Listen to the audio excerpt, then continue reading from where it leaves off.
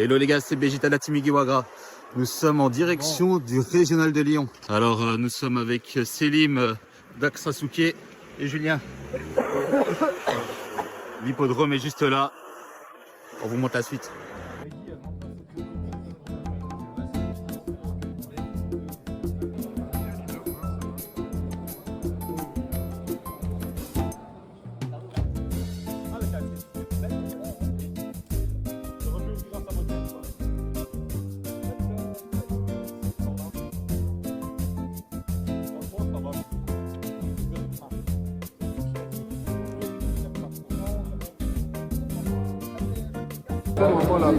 Montre un peu ce que tu as ouvert sur ta display.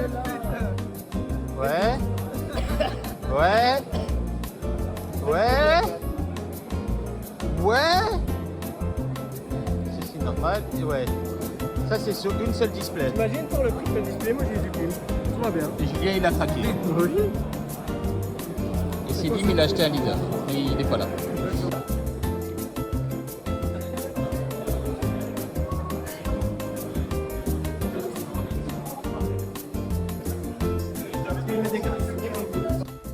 Petit report des deux premières rondes. Je suis en 1-1. Affronter Bonnie Round 1 et Bonnie Round 2. La round 1, je la perds parce que je perds le dé. J'ai pas une sortie exceptionnelle. Donc c'est un peu compliqué. Et round 2, j'ai une sortie correcte. Je gagne le dé. Donc ça va tout seul. Je finis la game. J'ai encore 3 PV. J'ai un full board. Il a pas de carte en main. Il a pas de board. Donc quand ça se déroule comme ça, on est assez content. Petit débrief de la round 3 et 4. Là j'affronte en round 3, j'affronte Teach. Teach ça se passe généralement bien. Il connaît pas le deck, il connaît pas toutes les subtilités. Je tombe sur Black Vortex, je me fais avoir. Mon leader peut plus, les cartes ne peuvent plus taper les cartes en mode actif.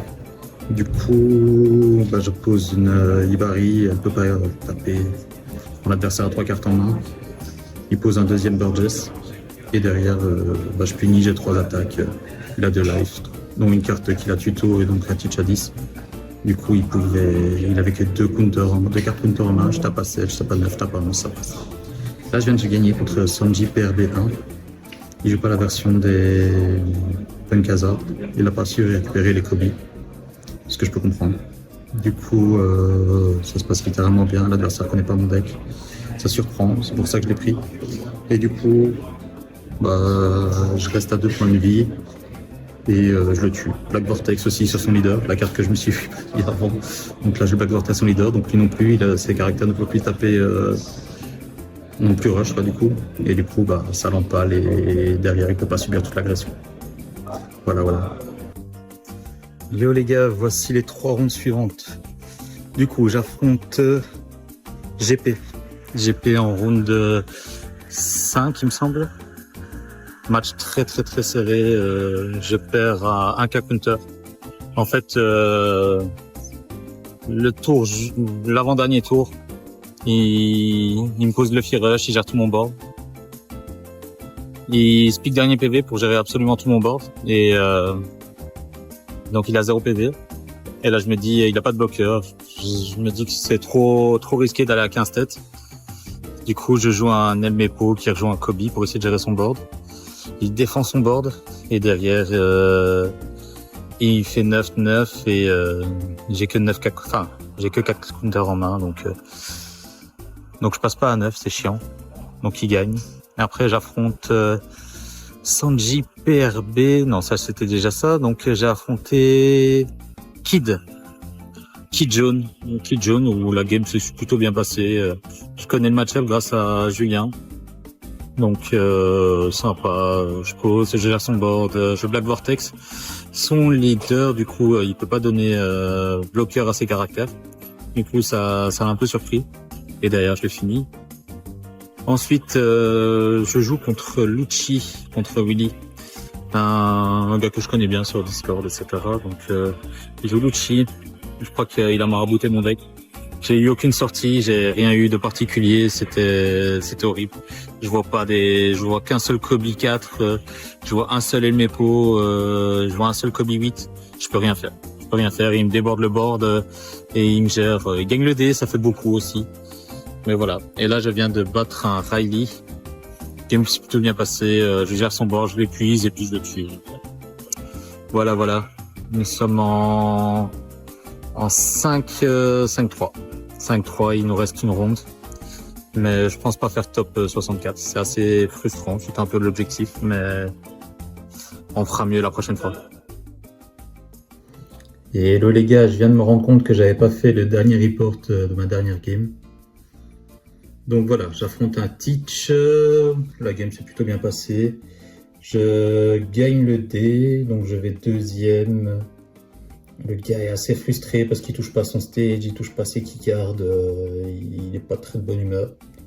Donc voilà, moi je remporte la dernière game et on finit 97e.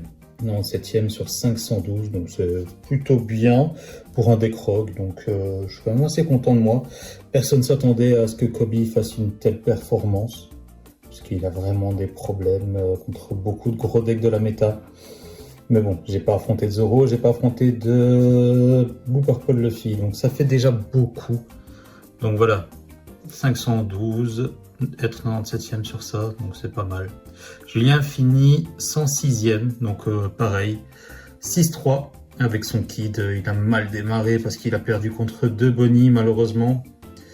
Donc bon, Julien et Tristan en drop pour foncer vers les side events. Jordan a fait 3-1 son premier side event et puis je me souviens plus pour la suite, mais ça s'était plutôt bien passé pour lui.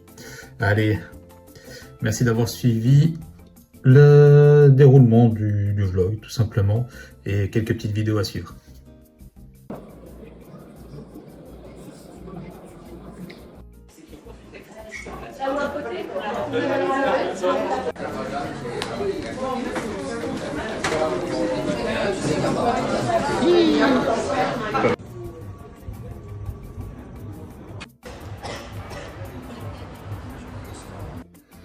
Et voilà qui conclut la petite vidéo du vlog Road to Lyon. Petite série qui s'arrête. Je finis 97e, du coup, comme vous l'avez vu, sur 512. C'est pas si mal pour un deck rock comme Kobe. Je pensais pas qu'il allait aller aussi loin. J'ai fait quelques petites boulettes en side event. J'ai fait 1-3. J'ai affronté 2 Zoro, j'ai pas eu la sortie, c'était horrible. Donc voilà, j'ai eu un peu plus de réussite sur le main event. Prochain tournoi, Düsseldorf.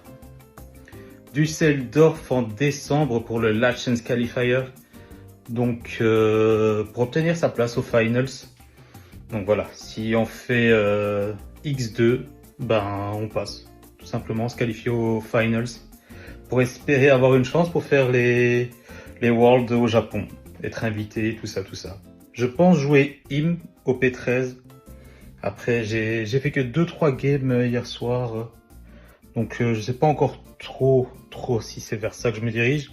J'ai un petit penchant aussi pour le sabot.